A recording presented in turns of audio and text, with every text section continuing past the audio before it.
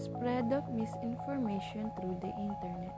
The internet and social media are digital platforms that can be beneficial or harmful to people and societies. They are channels through which information or misinformation can be spread. What is internet and social media? Internet is a global computer network providing a variety of information and communication facilities, consisting of interconnected networks using standardized communication protocols. Social media is a collective term for websites and applications that focus on communication, community-based input, interaction, content sharing, and collaboration. People use social media to stay in touch and interact with friends, family, and various communities. Social media is a fundamental force in Philippine society. The latest survey of polls showed that 47% of Filipinos have access to the internet. Almost all of them, or 98% of them, use the web to access their social media accounts. 53% access the internet to read, watch, and or listen to things of interest to them. 41% use the internet to know news about the government, 24% on elections, 22% to shop online, 20% to send, receive, and or read emails, and 10% to attend formal and non-formal online learning. 88% of those who go online to check their social media accounts were aware of fake news. And 79% of most of them said they consider fake news to be widespread on social media. What are the different types of misinformation? Misinformation can be categorized in three ways. First, misinformation is the spread of false or mistaken information that wasn't necessarily created to harm you. By sharing and spreading information that is incorrect, you make it credible. Fake news. It lies or fabricated information or news that is non-verifiable through sources, facts, or quotes. This includes hoaxes, conspiracy theories, fake websites, clickbait pages posing as legitimate websites, memes, YouTube channels posing as official channels, and zombie claims, or photos or posts that have been manipulated or edited to look real that keep popping up all over social media. Next is disinformation. It is information that was created to deceive, lie, or support either an individual or a social or political group's agenda. It is biased information like propaganda used for brainwashing, created with the intent to harm you. Why is it bad? While some examples of misinformation seem innocent or just an attempt at fun, a lot of misinformation can be damaging, malicious, and even dangerous. Cyber attack or trolling. The social media scene in the Philippines has also become spaces for gender-based violence, such as offensive language, online harassment, and among others. Political propaganda. Social media has become weaponized in this setting, as groups and individuals were found to be implementing massive disinformation and discourse hijacking campaigns for political agenda. Historical revisionism. It can distort people's beliefs, attitudes, or perceptions so they will ultimately change their behavior. If you believe misinformation, then someone else drives your beliefs and decisions. Threat to cybersecurity. Misinformations can also pose cybersecurity concerns. Fake news articles can be entry points for hackers attempting to steal your information. For example, it can compromise your virtual banking accounts. When did the Philippines begin to be filled with fake news and misinformation? It began when the 2016 Philippine election was influenced in large part by false information propagated by fake news outlets. Many politicians benefited from a disproportionate amount of complementary fake news. Different propaganda spread across Filipino social media include fake endorsements from prominent public. During the 2016 Philippine election, misinformation spread widely with the help of dedicated trolls to undermine dissenters and disseminate misinformation in 2016.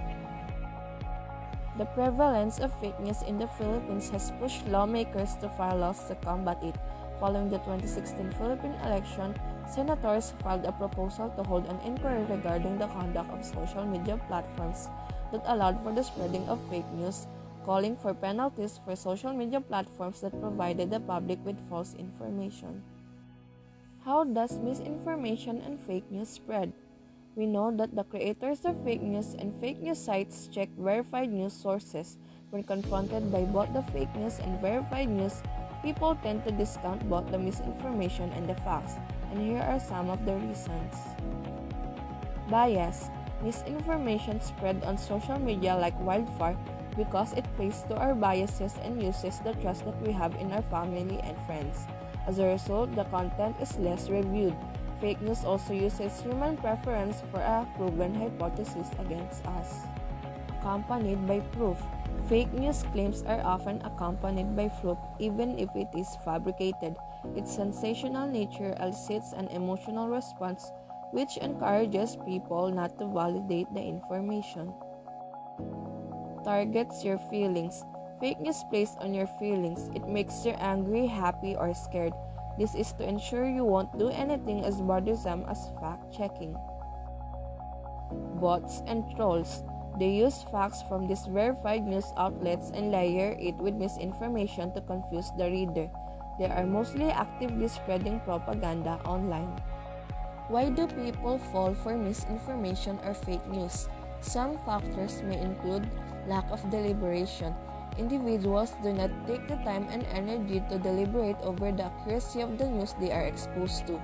People fall for fake news online because they are encountering it as they scroll quickly through their news feed. Repeated exposure.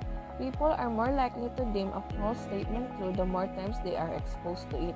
This may be because we recognize the information as familiar but don't necessarily remember where or in what context we encountered it before.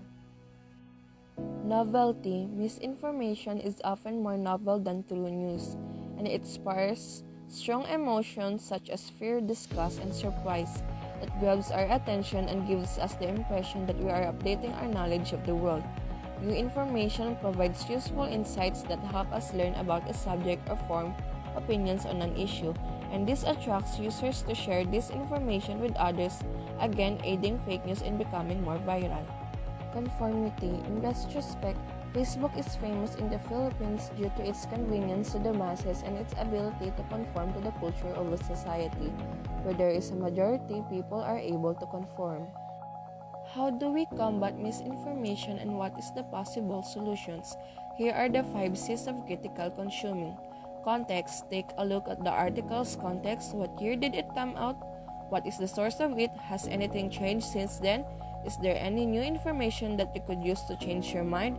When was the data originally made public? Is the content you're viewing up to date? And is the website updated on a regular basis? Or is it old information disguised as new? Credibility. Examine the source's credibility. Is the website known for its journalistic integrity? Is the author able to quote reliable sources? Is it ironic or satirical? Is it included in a list of fake news sites? Is it a legitimate news report disguised as an advertisement? Are there any links to other resources that support the assertions made by one source? Construction. Examine how the article is put together. What is the source of the bias? Is there any jargon here? Are there any methods of propaganda? Are there any omissions that you should be aware of? Can you tell the difference between facts and opinions, or is it all just speculation? Examine whether the material is given with as little prejudice or personal bias as possible. Is it an opinion or an attempt to persuade you to buy something? Corroboration. Check the information against other reliable news sources. Make sure the claim isn't coming from just one source. If that's the case, there's a good possibility it's not true. Compare. To gain a different perspective, compare it to other news sources. To add depth and gain a fuller view of what's going on, find more reputable sources from different ideological or political perspectives.